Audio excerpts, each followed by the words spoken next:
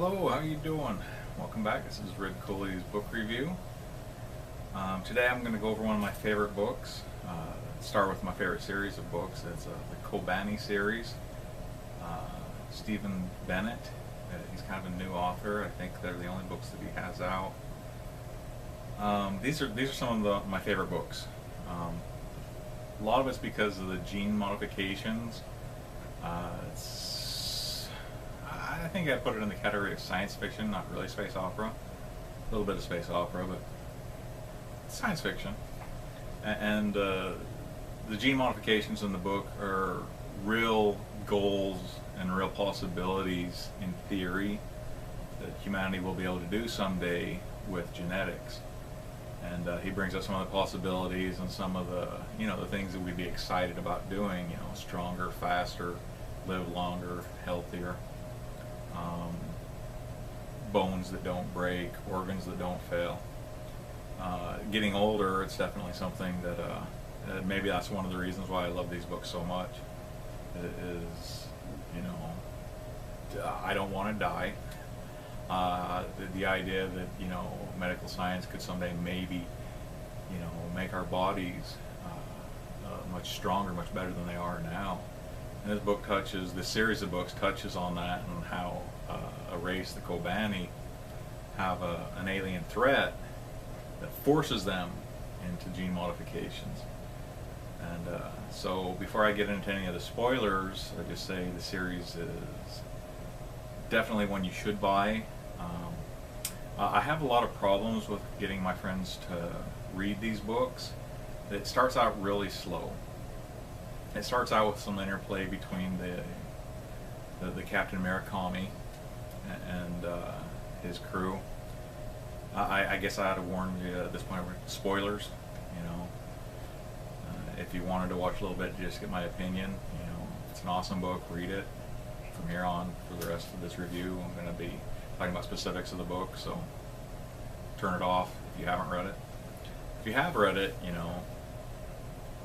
you'll know that it starts out rather slow with Murakami and some interplay with his crew, and they have this faster than light speed capabilities in ships, which you pretty well have to have if you're going to do any type of space exploration. And it starts out, for the first little bit, it's really slow, and a lot of my friends have had a hard time. They read it or listen to it for the first 20 or so minutes, and then they don't get going. And I actually see that. It didn't bother me as much, but I do see that the start of it's really slow, so push past it. Or for those of you that have pushed past it, you'll know that it's worth it. And like I was saying, it goes into the gene modifications, the sciences of the human genome, and he establishes really well in the world why it's been stopped. It's because he kind of brings up one of the biggest fears of genetics and studying these things. It's the reason that the Monsanto laboratories are in underground bunkers, because everybody's worried that the zombie virus is going to come from these gene manipulations and kill all of humanity. And that's what's actually happened in the book 300 years ago. Is that they used to make clones. They targeted a gene virus at the clones. They mutated, killed 90 some odd % of the male population. Targeted using genetics.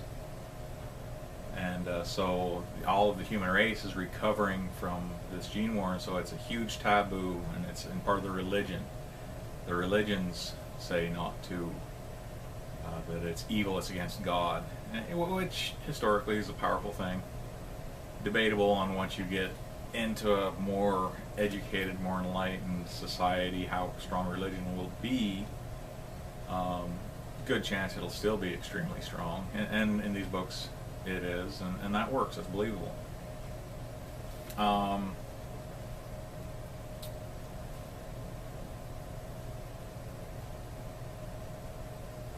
I'll go through some of my notes here. Can't remember what he's talking about, efficiency over liberty.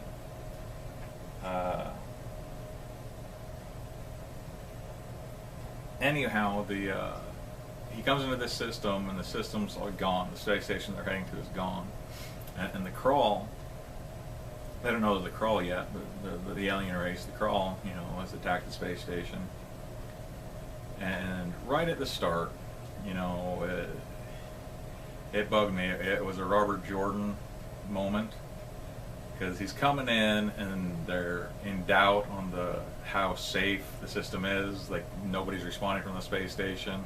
The buoys that are supposed to be transmitting radio messages are disappearing one by one, and they can't see why they're disappearing. So they come in and they're already suspicious that there's something wrong. And the way that they travel faster than light speed is they capture tachyons in an alternate dimension. And he says, well, you know, I was in the Navy. I know that, you know, if there's pirates or if there's something bad here, you know, our sensors will see them at least 40 minutes ahead. So we'll have plenty of time to capture a tachyon and get out of here. And that's a Robert Jordan moment. If you have the ability to capture tachyons, and that's what you need to jump, I can't imagine anybody wouldn't just be, as soon as you come into normal space, trying to capture the tachyon so you can jump again. For safety, for efficiency. It just, you know, so the whole premise of the book of them getting captured is based on dumb thinking. Human nature and human history is full of dumb thinking, so it is within a possibility, but it did kind of bug me. I like my heroes to be a little bit smarter. But sometimes your heroes have to do dumb things to push the plot along. And so after that first Robert Jordan moment, you know, the ships show up and their capabilities are far outstrip anything the human ships can do, so of course they can't capture the tachyon to get away. The ships come zooming in and they shoot the traps off on Murakami ships. Well, they don't shoot them off, they open them so that they're incapable and they don't know what's going on, and they get boarded. And the Crawler are like these huge lizard men, no tails, but they've been on a natural genetic quest. It's their great path to just breed, and they have a quick breeding cycle, and because they have a quick breeding cycle, they have short lifespans, you know, trying to get the genetics changed in them. And for 20,000 years they've just been breeding physically superior warriors, and they're just amazing. The completely outclass any human, and it's like basically they're all lizard werewolves against humans. And so they get caught. They're bloody, they're ruthless, they slaughter a lot of people. Maggie Fisher is introduced. She, you know, as the Crawler coming on, they did receive a warning, you know, surrender. She surrenders, and she kind of like gives the example. So a lot of the ship, the captain's telling everybody to surrender, you know, we're outclassed. So he saves a lot of the crew, which is kind of cool. And the ship leader wants to you know, take these, not just the people back, but he wants to take the ship back, because it's kind of like a trophy. And here, right immediately, you know, first part of the book is another Robert Jordan moment when they're telling him this ship is slower, nowhere near as capable as the ships of the aliens, as the Crawl. And the leader, Parkota, is mad, and he says, you know, well, Jake, the artificial intelligence of the ship, says, you know, maybe he can open his event horizon, this bubble, so it encloses our ship and he can tow us along. And both the Crawl, they ask the Crawl, why can't we do this? We've heard of this happening. There's references in humans, and then the Crawl also have references to ships that have done this. But it's never been, so both species have references that they can do it and it's happened, but it's not something that's been used, and that's kind of dumb. You know, if you have a ship and it's capable of towing another ship, you know, that's like free supersized ships for all of your freight, all your moving. You know, you don't have enough room, you don't have enough luggage, you don't have enough equipment. You just put a big container box with more equipment, you drag it along. That would be happening through both species. It would have been figured out. It would be a part of regular transactions, of regular transit, of regular trade. But it wasn't, so that kind of bothered me. But they figure it out, and so he tows the ship back. It's going to be his new prize. And they're on the ship, and then another Robert Jordan moment on the ship is the Kralls are bored, they're exercising, and they run into a lady, breaks her legs, kill her because she's now damaged goods. And the ship captain says, cordon off all of the stairwells, you know, so that people don't go on the stairwells. You know, the Krall are exercising on the stairwells. My first thought was, the Krall are the ones that use the stairwell, so you know they're just going to be cutting your cords. You know, that struck me as another dumb little thing, little twist. Amused me.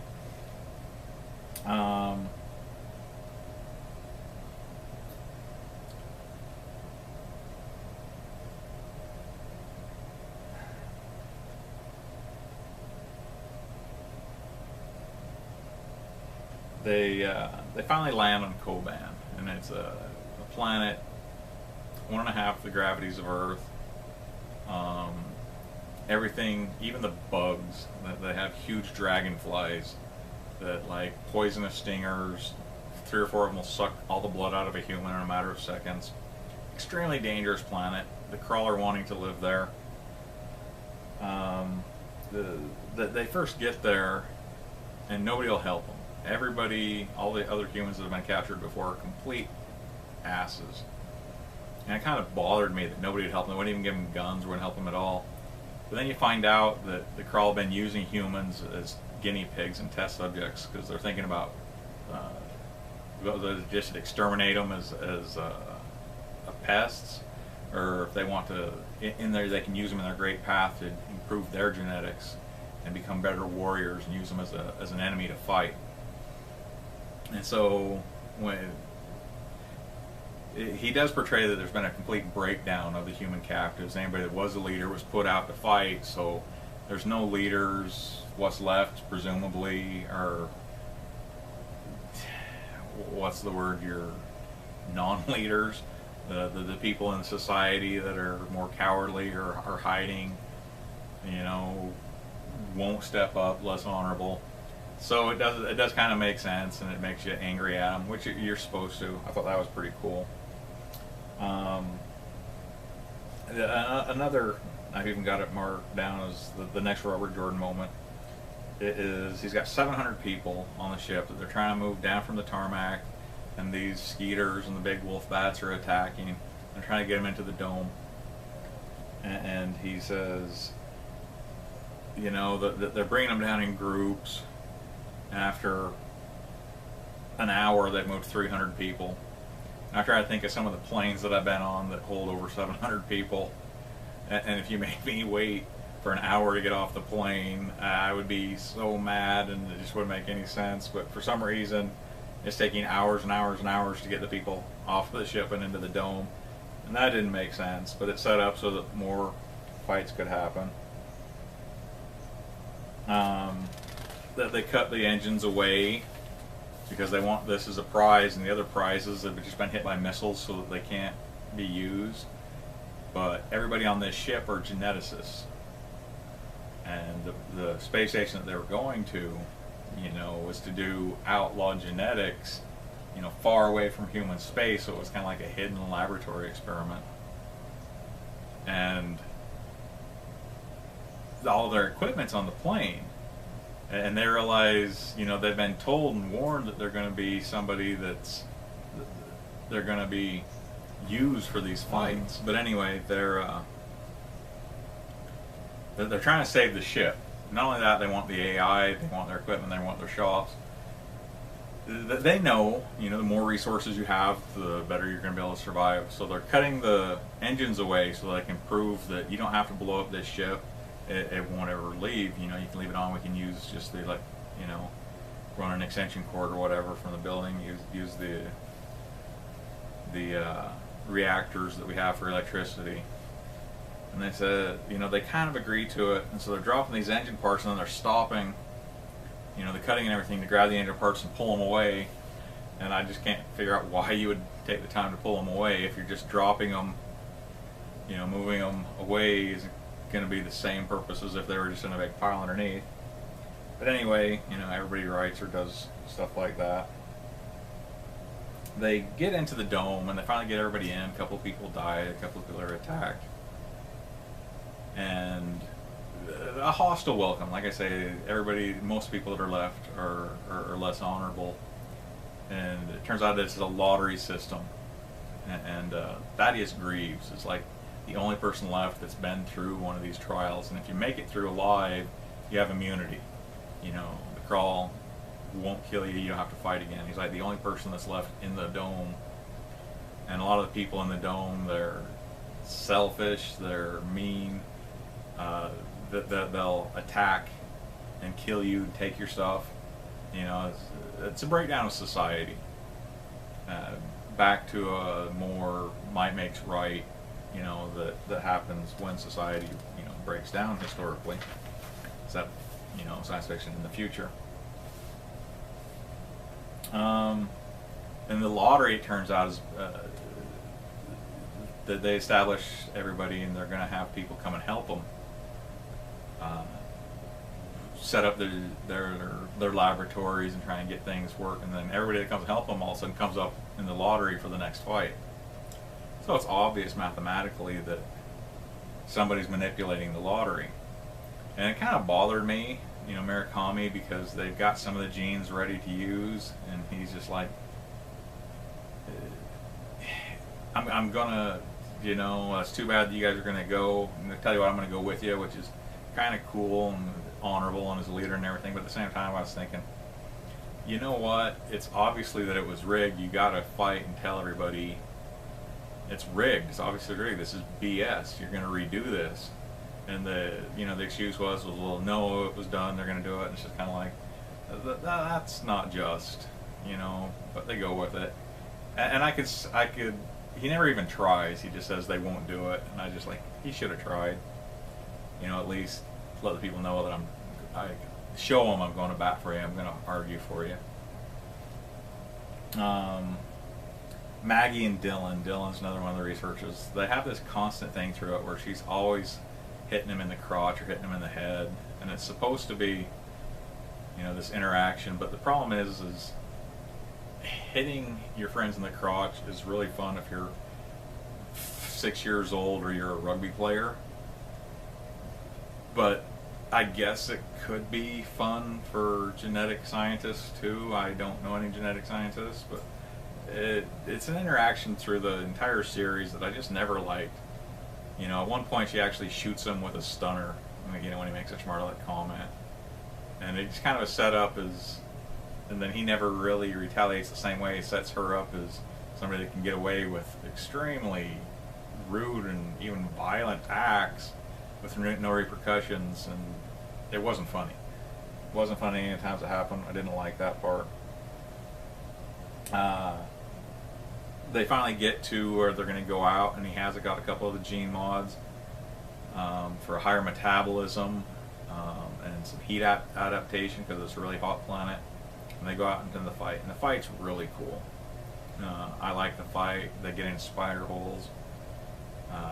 They fight with booby traps and actuators.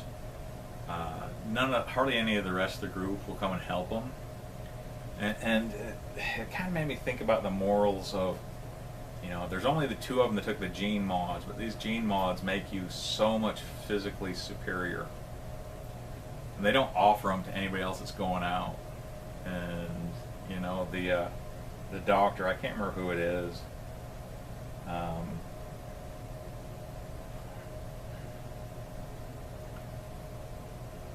you know, she won't give the mods to anybody without full disclosure, but yet at the same time, if you fully disclose, you're a criminal. And then there's the danger if the Krall find out that you're manipulating your genes, which is their goal, you know, they wouldn't let you do that because they feel like that's cheating. I'm not sure if they would or not. I think they'd be like, yeah, go ahead, you're still pathetic. But it's probably smart to keep, it's always smart to keep as much information hidden from your enemy as you can, so I can understand hiding from them. So you wouldn't want to tell people. Part of me kind of thinks they should have went ahead and just told the people, here, we got some drugs that'll help you, and trick them and been dishonest with them. You know, it would have helped them. I'm sure that if they had the choice, you know, any religiously fanatical person would say, I'm about to go into a life or death gunfight, and you have some illegal drugs that are going to help me perform better in the gunfight. Yeah, we'll worry about the courts later on. You're going to take, you know, 99% of the people are going to want that anyway, and they don't offer it to them. I kind of wish they would have, or even if they would have just gave it to them and not told them. I would have, you know, and if I would have found out later on that they had it and they didn't even offer it to me, I would have been mad. I would have taken it if I was some of the other people going out for the test.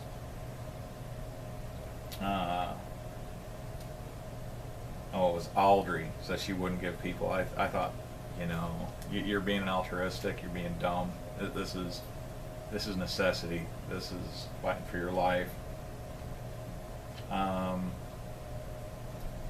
But anyway, they kill a couple of the crawl, and they're supposed to end. They kill the leaders. Toulour is the leader of the dome. It shows, kind of proves that humans can fight. They're not just vermin. So it works out. The fight turns out to be really cool. I loved all that. Then all of a sudden, Koban comes back with another group of ships, 37 ships, and the crawl are telling them, you know, we're going to send 4 down at a time. And I didn't think that was the personality that had been established for the crawl. I think the crawl would have said, all 37 ships get down there. And then it turns out there's like 8 ships that can't land. They're too big. They're not powerful enough to go into a gravity well. They're space only. You know, I think that they would have got rid of them, but they don't. Or maybe, I guess Skrull might not just care. You're here now. Do whatever you want. We'll send them down. I think they would have said, once again, like taking the hour to get 300 people off of a ship.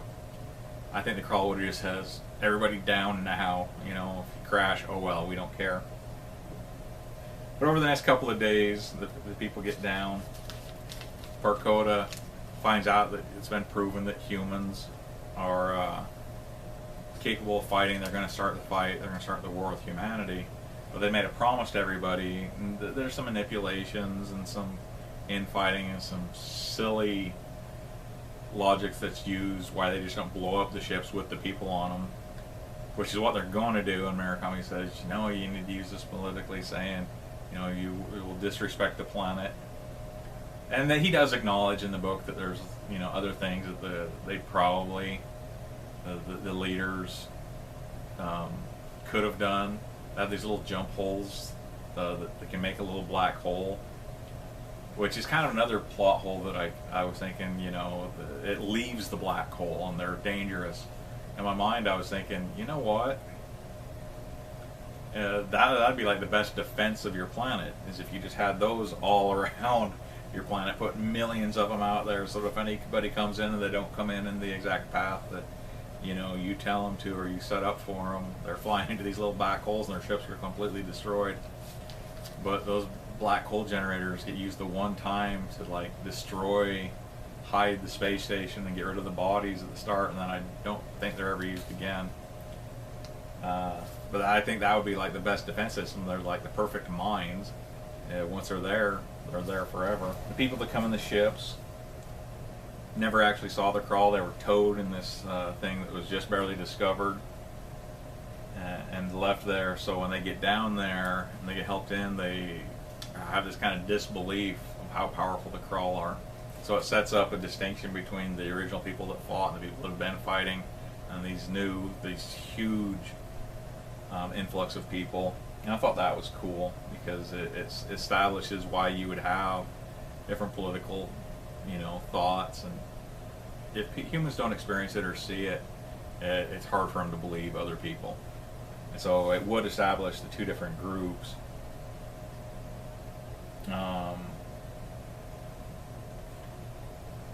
They're trying to get people in, and Koban is wanting to, you know, kill the people fast, so he opened up all the gates so the animals can come in. And they're driving in these trucks, and one of the guys from the city's in the truck, I guess. And I don't even know if he's from the city, if he's just one of the new people. His name was Aaron. And this great big, they're called Rhino, comes charging the trucks, and you know, the driver is going to try and warn the other trucks that there's this big rhino coming. And instead of helping, you know, Aaron's just like putting the gun to the guy and saying, you turn around now, you stop, you know, to hell with these other people, let them die. And, you know, in my mind, if somebody's ever put a gun to you and threatened you like that, the second they turn your back, you got to shoot them. You got to kill them. They're dead. You know, but they don't do it. You know, the guy's just like, and then Aaron does shoot him with buckshot, but he's got armor on.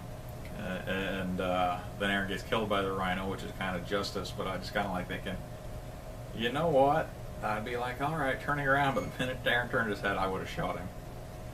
You know, I hate, you know, somebody puts a gun that says they're going to kill you. You know, it's you or them at that point. You know, they're going to kill you.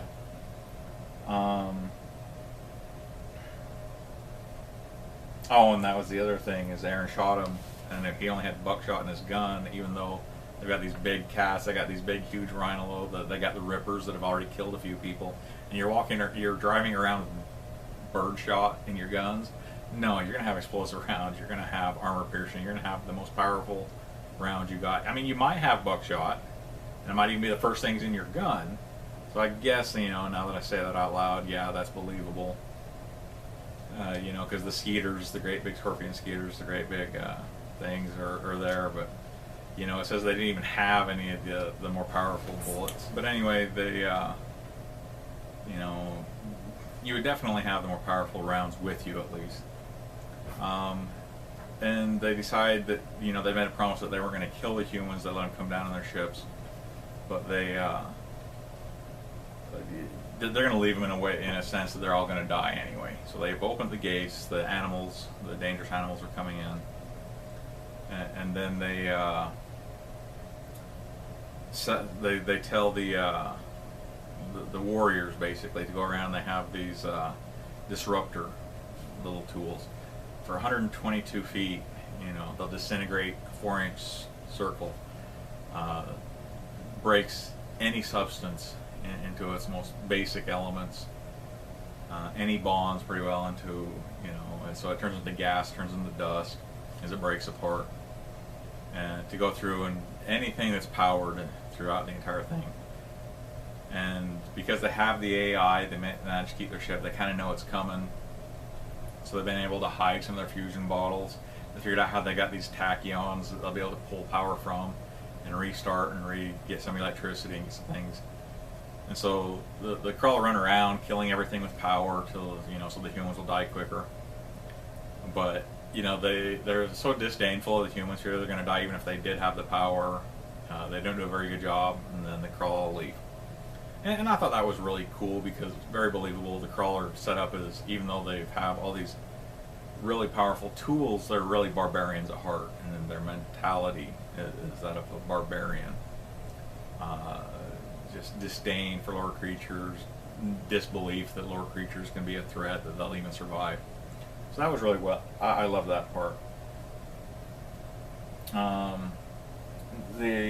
And with these two groups, and with the gene wars and the taboo against gene manipulation, Cahill gets set up as one of the leaders of the anti-gene movement, and it really kind of sets her up as the woman to hate, and he does a really good job, as you do hate her, because she's just so stupid. You know, she's the religious, you know, intellectual, arrogant opposition that's following, you know, traditions. You see it happen historically, so you know who exactly it is, who's opposing progress, who's opposing intelligence and logic from moving forward. You love to hate her, good character.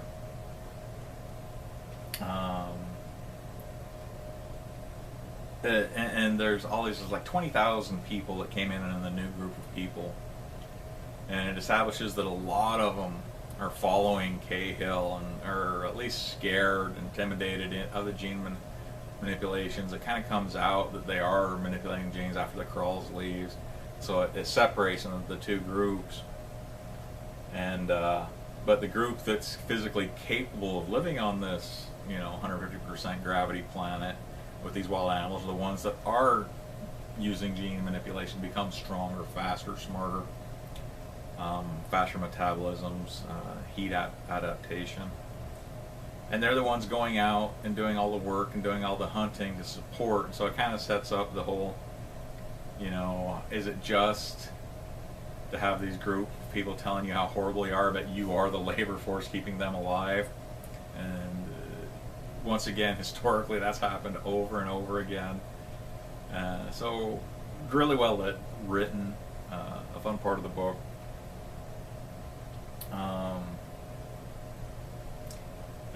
One of the ideas is we ought to stop taking this food to them. We ought to start making them do the hunting, or at least come with on the hunts. You know, all these people that are talking down, looking down on us, but yet they take the food we bring to them. And I like that idea. I just kind of like, you know, hunger is a huge motivator. Danger is a huge motivator. I think I kind of agree with that. They should have just says, you know what? You're on your own. You know, we'll help you if you want to come and be a part of us, but if you don't, you know, why would we help you? There's a lot of things wrong with that too, and they don't do it, and I do understand why, but I can definitely understand why it would be a temptation to do it. You're supposed to feel like, yeah, that's a good idea, and you know, you want to just let the people, well, starve to death then. You know, you're calling me an illegal criminal for being strong enough to help, and then when I do, you're ungrateful for it. And then of course there's the genetic manipulations that they, you know, are doing, these clone mods. That's kind of where it ends, you know. Murakami's a little lippy with the crawl, and it's because the crawl don't understand when you're being sarcastic or making jokes. I don't get it. You know, I wouldn't have dared do it. If I was in that situation, I'd be like, yes sir, you know, just turn and leave so I can possibly make some plans so I can shoot you in the back, but I'm not going to give you any lip. But Murakami does, setting him as the leader, the macho, the tough, the intellectual, all combined together into your quintessential hero. So, and he is, you know, Murakami's pretty awesome. The people, his group on his side is pretty awesome. And that's pretty well where the first book ends. Tell me what you think. Am I wrong in some of my thoughts on what they should have done? Is there some things that I missed? Let me know. I love to pull apart even the books that I love and see how I think they should have done a little better, obviously. Or what would be the smartest action for the heroes to take, or the villains. You know, you want a smart villain too. Dumb villains, not very impressive. But tell me what you think. Thanks for your time, and we'll talk to you soon.